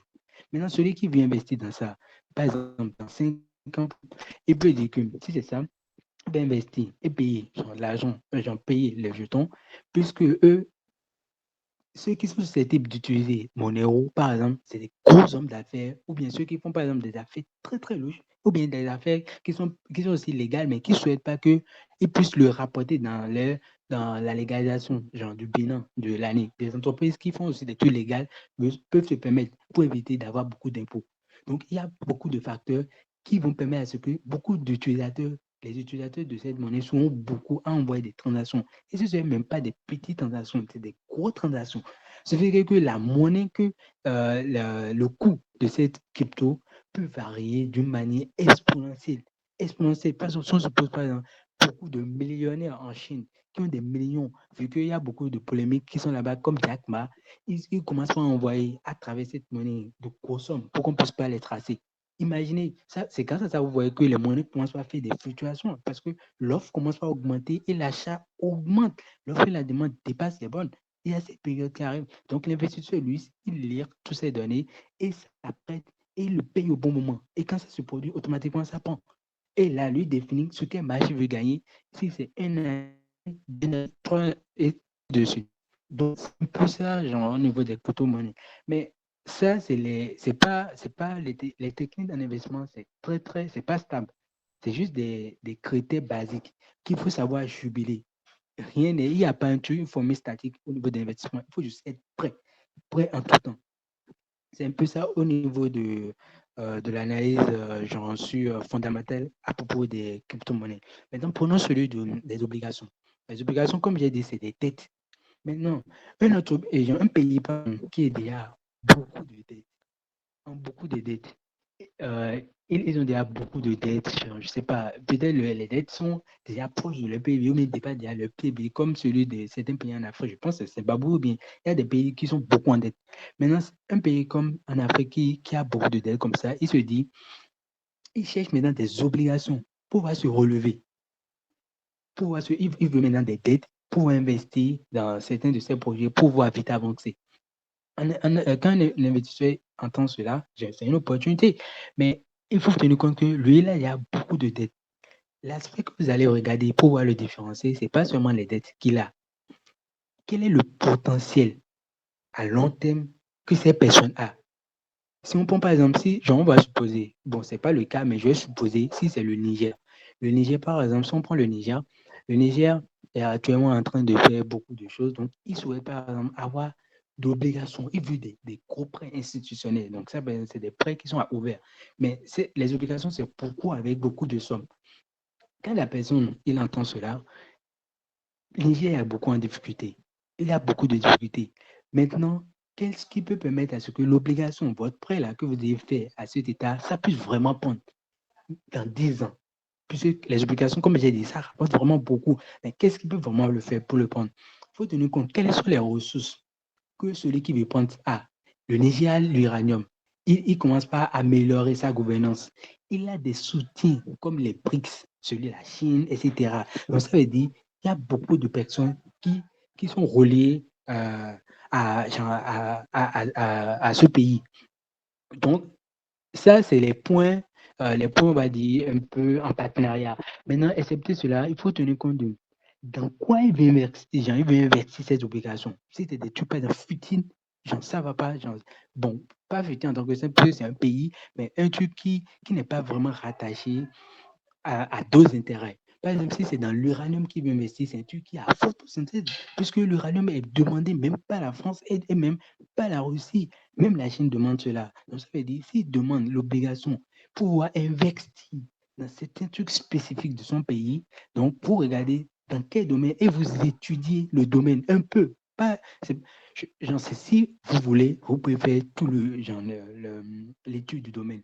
Mais pour vous investir, ça prend beaucoup de temps parce qu'il faut vraiment faire le bon analyse. S'il veut investir dans telle chose avec ses obligations, vous devez comprendre comment le domaine fonctionne. Est-ce que le rendement peut chuter d'un coup? Dans quel domaine le produit qu'il veut développer, dans combien de domaines j'en sais sera utilisé? Et aussi avec les avancées technologiques, dans combien de périodes, hop, il va disparaître. Si vous tenez compte de ça, vous saurez en même temps, c'est grâce à ça que vous allez définir dans quelle marge, si c'est dans 10 ans, vous devez stopper sur votre contrat d'obligation. Donc, c'est un peu ça au niveau des analyses fondamentales, dans les quelques moyens pour pouvoir faire une analyse sur chaque action. J'espère que ces données vont bien, elles ne font mal. Oui, donc, oui. Merci. Merci pour la présentation et le temps que tu as pris pour répondre en détail à la question. Maintenant, je veux que tu résumes je sais pas, en quelques phrases comment on peut. euh, Tu résumes toutes les étapes que tu as dit là en quelques phrases pour qu'on puisse garder ça dans notre esprit parce que tu as dit beaucoup de choses intéressantes et tout. Et puisqu'il y a 3 volets pour la question, donc essaie de résumer rapidement et on va passer à la série des questions. Donc s'il y a des gens qui sont dans le mythe et qui ont des questions, vous allez lever la main et poser des questions rapidement. Donc, investor, tu peux passer au résumé et on va prendre les questions par la suite. Merci. Ok, merci. Donc, pour terminer, genre, la préparation des investissements, c'est de s'accentuer à travers des investissements éclairés avec une idée que c'est un voyage complexe et réalisable en utilisant des clés du succès en possédant des portefeuilles diversifiés. Les portefeuilles diversifiés, comme j'ai expliqué, les portefeuilles, c'est ce que vous avez comme actifs, comme actions, comme obligations. Avoir des choses qui ne passent à un seul endroit. Les diversifier, investir dans beaucoup d'endroits. Mais il ne faut pas investir seulement juste pour investir dans beaucoup d'endroits. Il faut tenir compte de l'argent. Si votre argent n'est pas beaucoup, restez seulement dans un truc qui est vraiment promoteur et vous travaillez là-dessus d'abord avant de commencer par faire de la diversification. Si vous avez un peu de gain et vous investissez dans beaucoup de choses à la fois, ça va aller en faille et vous allez perdre beaucoup d'argent comparé aussi à investir à un seul endroit. Il faut bien faire les analyses. Excepté cela, il faut comparer les nouvelles. La génération aussi, comme j'ai dit, il faut tenir compte de toutes les actualités. La génération Y, la génération Z, comment tout le monde fonctionne pour savoir comment tel actif qui fonctionne, les actions, les entreprises qui sont dans tel domaine, les obligations dans telle chose, comment ils vont fonctionner, même les crypto-monnaies, comment ils vont fonctionner. Par exemple, les monnaies qui sont dans les trucs événementiels, c'est eux qui vont beaucoup prendre parce que beaucoup sont dans la distraction, etc. Donc ça, c'est un peu, je pense, en général, c'est avec ces critères pour arriver à pouvoir forger un avenir financier solide. Merci bien. Ok, merci pour ta présentation. Maintenant, est-ce qu'il y a des gens dans le mythe qui veulent poser des questions à l'intervenant? Si vous avez des questions, levez la main et on va vous prendre. Il y a Jonathan qui est là. Il y a,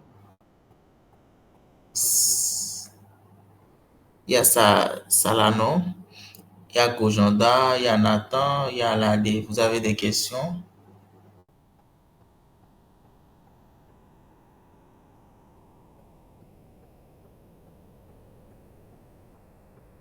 Moi, j'aurais peut-être aimé au fait un côté un peu plus pratique de la chose. C'est pas peut-être des captures ou bien des partages d'écran pour nous montrer un peu comment on peut créer un portefeuille, par exemple, un site, des sites d'investissement, ou bien un exemple de process, quoi, beaucoup plus pratique. Je sais pas si vous me recevez. Oui, on te reçoit. Moi, j'aurais aimé un truc comme ça. Là, c'est que ça n'a pas été que théorique. C'est-à-dire, moi-même, je pourrais peut-être par exemple, de me créer un portefeuille. Par exemple, moi, si je partage mon écran rapidement, vous allez voir que dans mon Edge ici, j'ai un truc là. Pas si vous voyez mon écran. Ouais, ici, par exemple, j'ai un truc de portefeuille, on me met 508 points. Je ne sais pas comment je les ai eus. Méthode de paiement ouverte, échanger, je ne sais pas. Enfin, là, je me suis dit qu'on est peut-être resté très, très théorique. Il aurait été. Le mythe est où même? suis dans quel onglet? Désolé, c'est la fatigue. Donc voilà. Donc voilà quoi, moi c'est mon truc ça. Moi j'aurais aimé un truc un peu plus pratique quoi, je sais pas. Ok. Investor, est-ce que c'est possible que tu puisses nous, par exemple, si on veut créer un compte sur Binance, j'espère que je prononce bien, hein, ou bien si on veut acquérir des bitcoins et tout, quels sont les procédés à, et à suivre? Si j'ai par exemple 10 000 francs que je veux investir dans une crypto, comment je dois faire? Tu réponds à ça et ensuite on va prendre à la qui a levé la main. Merci. Ok, d'accord. Merci pour la question. Donc, d'abord, pour genre, ce quoi j'ai passé, c'est forcément la théorie, puisque la pratique, le fonctionnement est un peu différent. Mais celui qui veut acheter les actions, il peut payer ça dans les entreprises cotées en bourse sur la BRVM, celui en Côte d'Ivoire. Donc, je vais partager le lien après avec Gouchitan après, sur WhatsApp. Un groupe de la BAVM qui explique, genre dans le groupe, c'est une communauté, il y a beaucoup d'investisseurs, ils expliquent un peu comment genre, ils investissent aussi dans les actions. Donc, vous partez seulement sur le site, vous allez juste genre, payer un forfait auprès d'une autre entreprise intermédiaire qui va permettre de pouvoir payer les titres genre, dans l'entreprise que vous voulez. Et eux, ils vont juste prendre des commissions sur l'entretien de votre portfolio. Donc, ça, c'est au niveau des entreprises. Donc, je vais partager le groupe, genre, et une fois dedans, vous allez tout voir. Ils expliquent ça correctement, ils expliquent en détail. Ce n'est pas des trucs qui sont complexes. Ce qui est complexe, c'est l'identification. Pour pouvoir prendre les investissements au niveau des entreprises cotées en bourse, c'est de cette manière que ça fonctionne. Je suis la BRPM. C'est une entreprise Ok. qui est en Côte d'Ivoire. Maintenant, pour ce dont tu as parlé, celui qui a 10 000 francs, il suffit seulement de télécharger. Vous n'avez pas besoin de donner service intermédiaire. Vous pouvez faire ça vous-même pour payer votre crypto-monnaie. Vous pouvez utiliser Binance simple, ou soit vous pouvez utiliser Gate.io ou Coinbase. C'est des plateformes bien sécurisées. Binance, je pense, c'est le standard. Quand vous prenez par exemple Binance, vous vous enregistrez, vous allez faire votre KYC, genre une identification, avant de commencer par investir. Donc, une fois que vous avez terminé, vous connaissez déjà EasyChange. Vous prenez les 10 000 francs là, vous envoyez ça de Momo vers EasyChange. Et sur EasyChange, il va vous dire que vous pouvez transformer, convertir les francs CFA en Tether ou bien en Bitcoin en même temps. Je ne sais pas si vous voyez. Donc, là-bas, il vous permet de transformer, de convertir les monnaies en crypto-monnaie. Une fois que vous avez converti sur le EasyChain, vous allez envoyer avec l'adresse que vous avez vers votre compte Binance, soit en fonction de la monnaie que vous avez payée. Donc, ce n'est pas un truc compliqué. Il vous génère juste une adresse. L'adresse, là, c'est ça que vous allez utiliser au niveau du Binance et que vous allez cliquer. Par exemple, il y a un bouton qui montre que c'est intuitif, qui dit déposer de l'argent. Maintenant, vous cliquez seulement sur l'élément par quel moyen vous voulez récupérer. Crypto ou bien n'importe quel moyen. Mais si vous avez les cartes Visa, vous pouvez utiliser ça directement sur Binance. Sur Binance, les cartes bancaires marchent automatiquement. Certains. Mais ça, je parle du cas au Bénin où il faut envoyer déjà par EasyChain pour convertir avant d'avoir sur Binance. Une fois là-bas, vous pouvez payer les monnaies que vous voulez et vous pouvez les vendre à n'importe quelle période. C'est un peu comme ça marche. C'est la même procédure dans le monde de la cryptosphère. Comment on paye, c'est comme ça. Pas besoin Ok. d'aller payer autant. Ok, merci. Et Alade, tu peux ouvrir ton micro et poser ta question. Ensuite, on va prendre Salano. Bonsoir à tout le monde, j'espère que vous portez bien. Oui, bonsoir. Et ma question c'était par rapport aux informations en fait. Comment il y a des plateformes spécifiques que tu utilises pour t'informer par rapport pour plus être à jour des informations en fait, parce que comme tu l'as dit, une petite information peut changer la donne de ta décision en fait. Donc, est-ce que moi j'aimerais. Bon, la question m'a un peu échappé, mais j'ai juste. Donc, c'est un peu ça, Ok, d'accord. Donc, il y a Investor, tu as compris la question? Oui, oui, c'est bon, j'ai compris. Ok. Donc, c'est à propos de comment avoir accès aux informations. Donc, le point basique, genre, c'est que il faut écouter, genre, il faut savoir où est-ce que tu veux investir. Dans quoi tu dois savoir dans quel environnement tu veux investir. Par exemple, si tu ne veux pas investir au Bénin, tu dois savoir si tu es dans un pays, tu dois te rattacher à un peu de tout du pays. Comment il fonctionne là-bas? Tu dois prendre des informations sur les plateformes qu'ils utilisent. Les plateformes, c'est beaucoup de recherche. Ce n'est pas des trucs où tu peux trouver fixe. Mais il y a aussi le point où tu dois avoir accès à suivre les blogs. Tu dois lire beaucoup de blogs sur l'Internet, les BBC, les RFI, suivre les journaux, genre, les journaux plutôt, lire, genre, tous ces détails, tu dois prendre en compte.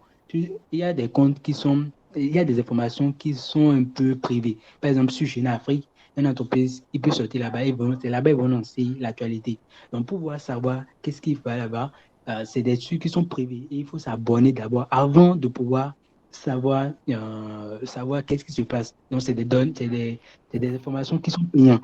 Donc, il y a cette optique. Mais au début, genre, c'est pas forcé de forcément dire qu'on va payer un abonnement sur une plateforme, mais avec la technologie, l'Internet actuellement, on peut arriver à avoir beaucoup d'informations. Il faut être d'abord sur les tuteurs, sur les grandes chaînes d'information, pas n'importe quelle chaîne. Il faut savoir aussi filtrer les informations. Il ne faut pas seulement lire les informations comme ça. Il faut savoir faire aussi la logique. Est-ce que l'information que tu as vue sur une chaîne et celui-ci, c'est la même chose? Il faut savoir combiner. C'est comme ça, c'est comme ça marche. Suivre des grandes personnes sur Twitter, sur Facebook et suivre les actualités. C'est comme ça marche. Lire les commentaires, apprendre. Mais c'est beaucoup dans la recherche dans les blogs. Beaucoup dans la recherche des blogs. C'est rare qu'on les voit dans les vidéos. C'est que de la lecture et c'est beaucoup de recherche. Rechercher les mots-clés de ce que vous voulez. Sur quel investissement vous travaillez, il faut rechercher chaque mot-clé. Qu'est-ce qui a été utilisé? Vous décomposez, c'est tout un travail de faire sur le projet. Quand vous prenez un seul truc, vous travaillez par exemple sur le synonyme. Quand tu prends un investissement qui va rattacher à, par exemple, de la crypto-monnaie, tu prends la crypto-monnaie, quels sont les champs lexicaux qui sont rattachés à cette monnaie? Tu ne commences pas à faire les recherches correctement sur chaque chose.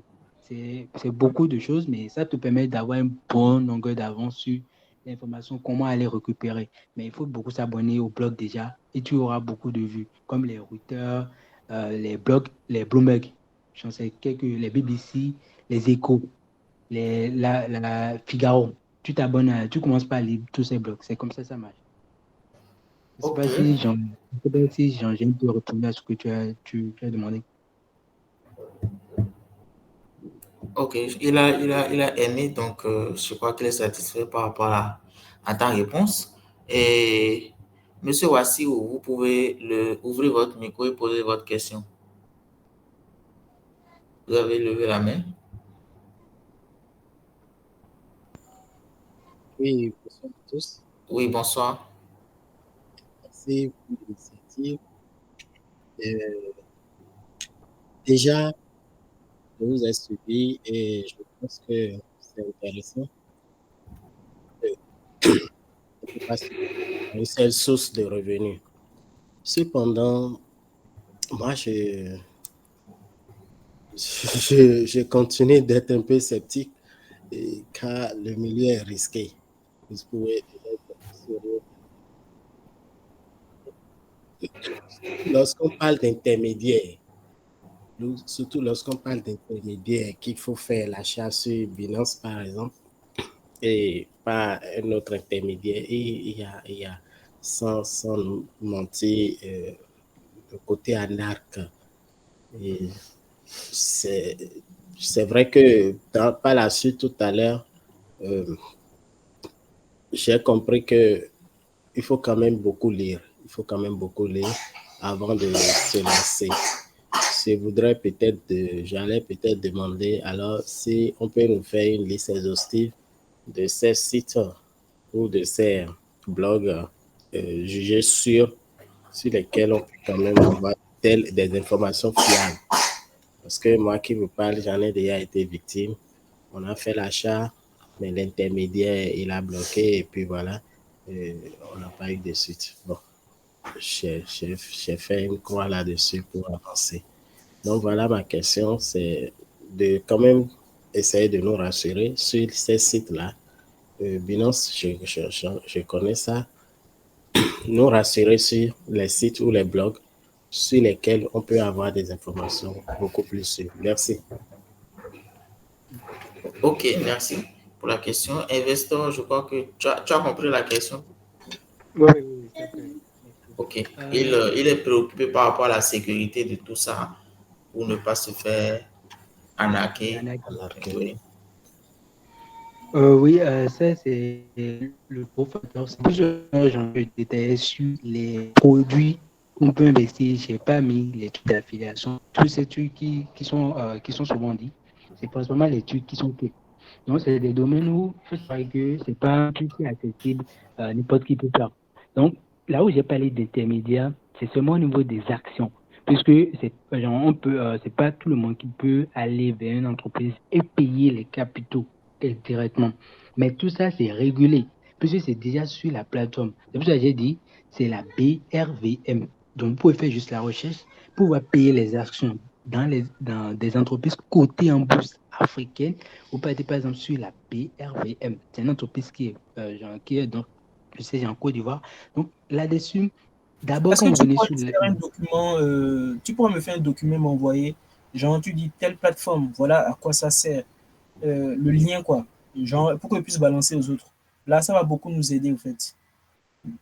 Oui, je vais travailler là-dessus. Je pense, durant quelques temps, j'en sais même pas, je n'aurai pas beaucoup de créneaux là-dessus. Mais je pourrais te renvoyer quelques sites. Je vais te renvoyer quelques sites comme le site de la BRVM et j'en pourrais voir ça. C'est bon? Ça, c'est intéressant. Là, comme c'est que théorique, au moins on a les sites, on sait à quoi ça sert et chacun pourra expérimenter quoi. Ok, donc si c'est ça, je vais travailler là-dessus. C'est juste que ça va prendre du temps. Donc, si ça peut aller, puisque je suis un peu pris, je pourrais t'envoyer ça après. Après, je vais travailler là-dessus et je vais t'envoyer. Même si c'est des blocs, je vais t'envoyer ça chaque fois que j'ai du créneau. Je rédige quelques listes et je t'envoie. C'est bon? Ça peut aller? D'accord. Et au fait, je voulais dire au monsieur que pour les crypto-monnaies, j'ai tenu compte à ce que vous ne passez pas aucun intermédiaire. Vous n'avez pas besoin d'un intermédiaire.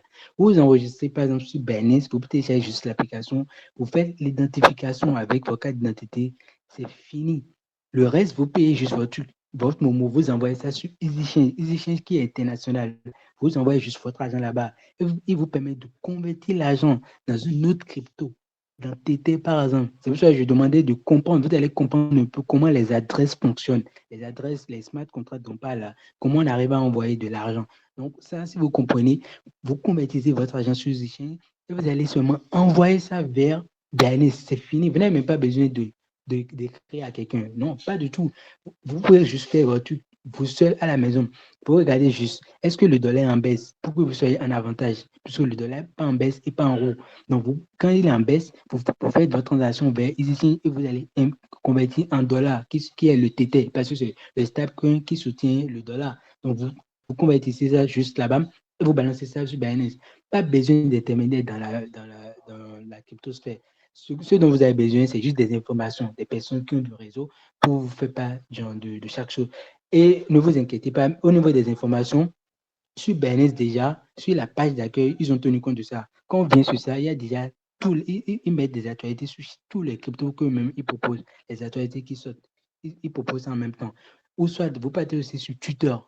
Vous partez sur Twitter, vous abonnez seulement à les comptes officiels de chaque crypto. Et automatiquement, vous êtes sûr que vous n'aurez pas de personnes intermédiaires qui vont vous dire, vous renvoyer n'importe quelle information, quoi. Donc ça, c'est au niveau de la cryptosphère, quoi, pour vous sécuriser. Je ne sais pas si c'est bon. Allô? Allô? Oui, c'est bon, je vous reçois. Très bien. Oui, c'est bon. J'ai répondu à votre question. Oui, vous avez répondu. Je pense que c'est bien. J'ai compris. Autrement dit, il n'y a pas de...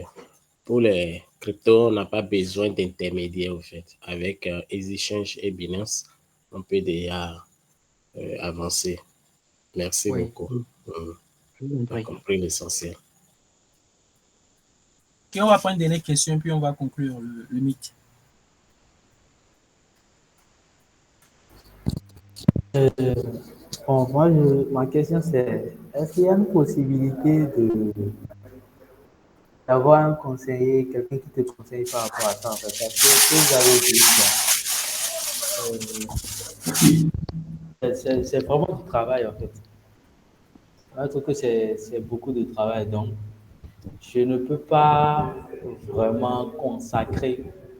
Je ne peux pas trouver de temps à fouiller ces articles, à lire et tout ça pour me mettre à jour à chaque fois et prendre aussi des décisions. Ok, je place de l'argent bien. Donc, est-ce que c'est possible d'avoir au moins un conseiller qui te conseille par rapport à ça? Euh, oui, merci beaucoup pour la question. Pour ça, vous pouvez avoir un conseiller pour ça. Mais quand on dit conseiller, ça va renvoyer aussi à le débourser des frais d'entretien sur comment il fonctionne. Mais je pense, dans l'optique dont vous parlez actuellement, celui d'avoir un conseiller, comme vous n'avez pas de temps, c'est comme, vous êtes juste un investisseur. Donc là, principalement, ce qui marche, c'est d'aller auprès des organismes, comme les fonds de placement, des entreprises qui sont par exemple au Bénin, à qui on remet de l'argent, qui permet de travailler, de fructifier. Avec eux, quand vous leur remettez l'argent, vous n'avez plus à travailler sur le reste. C'est eux qui savent comment gérer pour qu'il y ait de bénéfices. C'est comme ça, eux marchent. Donc, je pense que c'est vers ces organismes vous allez beaucoup vous pencher. Soit eux, soit par exemple des groupes de personnes ou bien des contacts de personnes qui sont dans le financement et qui partagent pas mal d'actualités et vous allez suivre avec eux. Soit vous restez dans ces groupes et ils vont partager. Là, vous aurez rapidement des tuyaux. Ou bien, ouais, j'en sais beaucoup, créer des relations. Si vous voulez aller dans l'investissement, vous devez commencer par créer des relations avec des investisseurs, ceux qui sont déjà dedans. Et quand ils ont un bon tuyau, c'est là, ils vous envoient en même temps. Et là, vous pouvez gérer automatiquement. Ça, c'est le basique. Mais il y a un point que vous devez prendre en compte, même si vous n'avez pas le temps, quand vous voulez lancer dans l'investissement, tenez à avoir le minimum pour pouvoir savoir au moins dans quoi vous-même vous voulez investir. Vous en aurez besoin parce que quand vous serez en discussion, s'ils voient que vous n'êtes pas comme ça, vous n'avez pas une bonne compréhension, ça peut jouer sur la définition, comment vous allez définir les critères du contrat, d'abord de votre rémunération. Si vous ne savez pas le potentiel de ce que le projet peut donner, vous aurez du mal à pouvoir leur dire, ce que vous disiez, c'est pas, normalement ça ne devrait pas être ça, c'est à telle hausse que je devrais avoir. Mais c'est possible. Les conseillers, vous pouvez en trouver. J'en peux trouver ça sur. Il y a beaucoup d'entreprises déjà au Bénin, quelques entreprises. Mais surtout au Bénin, je conseille beaucoup au Bénin. Si vous faites, après des recherches sur Google, sur des entreprises conseils en financement ou bien en investissement, vous demandez soit un rendez-vous ou soit vous les appelez. Normalement, une entreprise qui est sérieuse, avec son support client, quand on entend qu'un investisseur vient vers lui, ils sont aptes à pouvoir prendre contact. Mais si quelqu'un dit qu'il ne peut pas prendre appel, c'est que soyez sûr que c'est de l'arnaque. Donc, avec ça, c'est pour vous rassurer des potentiels d'arnaquer Jean Bouquin. Bon, mais pour les conseiller, c'est ces quelques moyens-là pour utiliser. Je ne sais pas si c'est un peu ce que vous voulez.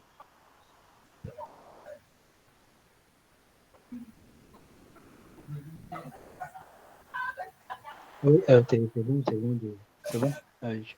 Ok, super. Il y a une dernière préoccupation.